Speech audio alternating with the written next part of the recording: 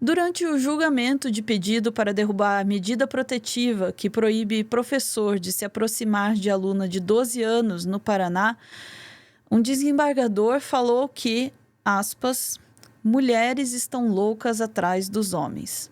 Fecha aspas. Antes que meu sangue ferva um pouquinho mais, vamos falar com o Dr. Bruno Silvestre, aqui no nosso plantão. Vamos lá.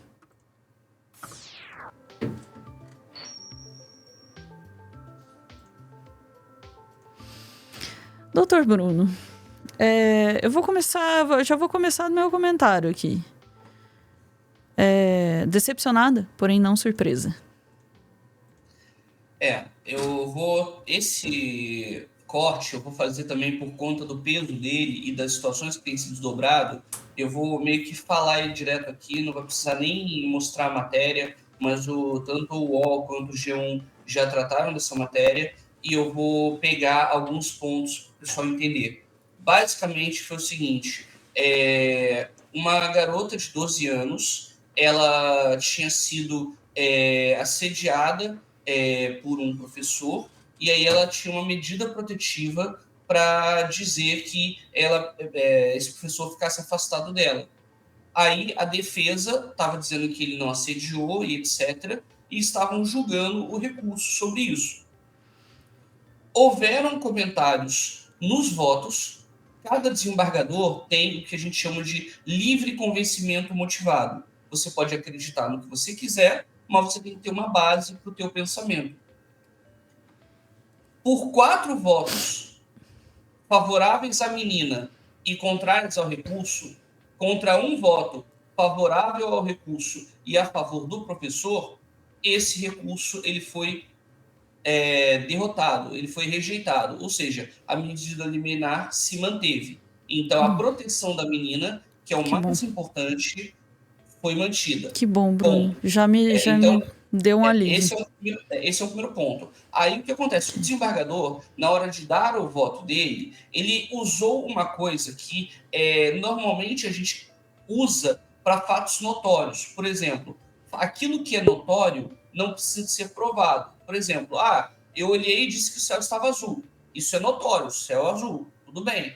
Mas o que acontece? Quando você pega fatos da vida real e tenta pegar alguma notoriedade disso, você tem, inclusive, como cair não só em preconceitos, como em conceitos isolados, ou de um nicho, ou ainda de uma opinião individual. E esse foi o grande problema desse caso. Esse desembargador, ao falar da conduta das mulheres, e ao querer dizer que as mulheres estão procurando o homem, é só ser à noite, que ele não sai muito à noite, mas que as mulheres estão procurando, e que as mulheres estão indo atrás dos homens, ele coloca isso como se isso fosse uma forma de dizer que a mulher não precisa ser tão protegida numa sociedade onde o assédio maior vem das mulheres. Isso, se fosse uma verdade, e seria muito bom se fosse verdade, porque aí não teríamos tanta violência contra a mulher, mas a gente sabe que não é isso. Então, o que acaba acontecendo? Esse cara, ele falou isso durante o julgamento, mas aí ele parou, perdeu, né, o voto dele foi vencido, e aí ele foi falar fora do julgamento. Uma desembargadora que não estava votando, ela quis falar de acordo com a fala dele. E ela falou que, olha, a mulher sofre todo dia, é a mulher que recebe esse, entre aspas, elogios, mas que, na verdade, são lascívia disfarçada de elogio, e só a mulher sabe o sentimento que ela tem quando passa por isso, e que a conduta e a fala, etc., do desembargador não condiz com a realidade. Então, essa desembargadora, ela pontuou vários itens maravilhosos sobre essa situação. Mas aí o desembargador podia ter ficado calado, né? Tipo, já acabou o processo, acabou tudo, mas não. Aí ele quis voltar no debate. Isso já tinha acabado o julgamento, tá? O julgamento já tinha acabado. Ele não tinha mais que falar nada sobre esse caso, porque, como a gente gosta de dizer sobre a questão de tempo e dinheiro, né? Ele podia ter entrado em outro assunto, em outro processo. Mas não. Aí ele quis dizer que aquilo era um pensamento feminista ultrapassado, ou seja, ele quis desqualificar a fala da colega dele. E aí que ele entrou nesse momento de querer dizer que as mulheres vão atrás dos homens e tal, é só ver na noite, etc. Assim, ele veio com umas situações totalmente desconexas, sabe? E o pior é que nem para aquilo que ele está querendo dizer faz algum sentido.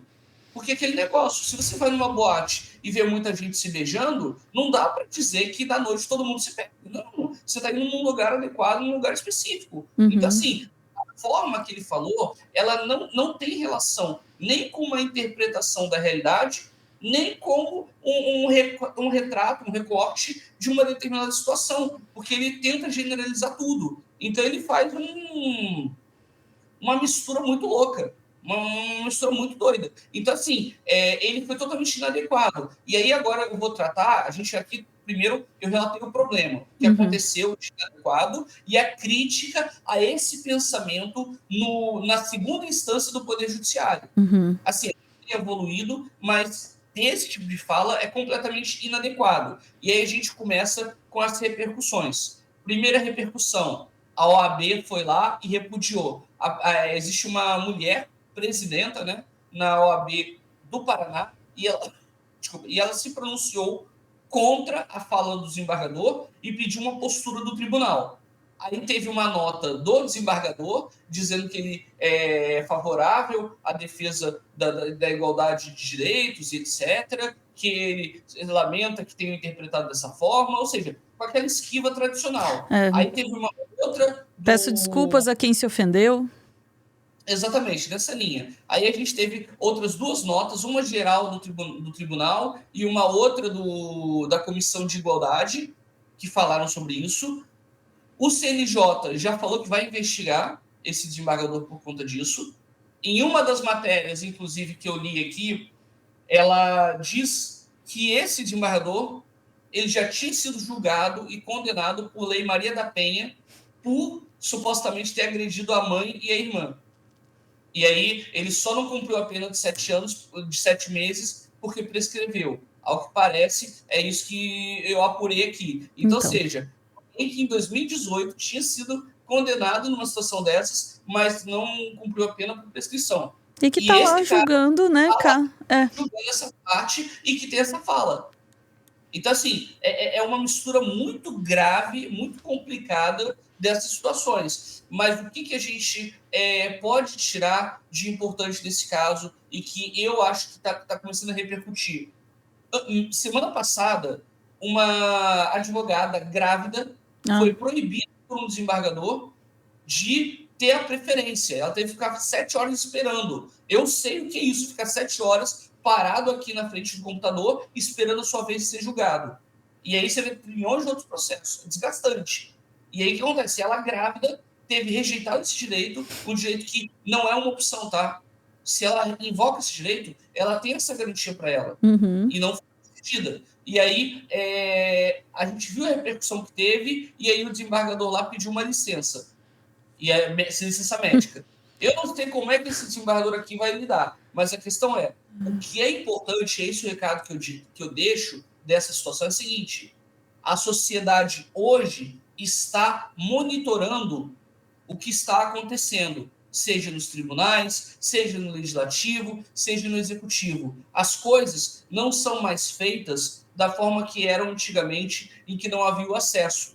Então, quando há excesso, esse acesso vai permitir que haja esse combate, o bom combate. Porque aquele negócio, desembargador é servidor público, ele está ali para servir, assim como o juiz, assim como eu como advogado. Quando eu estou exercendo a minha profissão de advogado, eu estou ali para servir. Eu faço parte de um sistema que é o Poder Judiciário, e quando eu estou aqui como crítico, né, eu estou aqui para avacalhar com o sistema. A ideia é essa. Mas quando eu estou atuando como advogado, eu estou na estrutura de um sistema e com uma responsabilidade. Então, é por isso que nós, do povo, temos que estar a todo momento olhando essas coisas e criticando, porque só assim a gente vai melhorar as coisas. E eu acho que de tudo isso que aconteceu, eu acho que a parte mais importante é falas como essa não são mais aceitas hoje em dia. E as consequências para esse desembargador já são maiores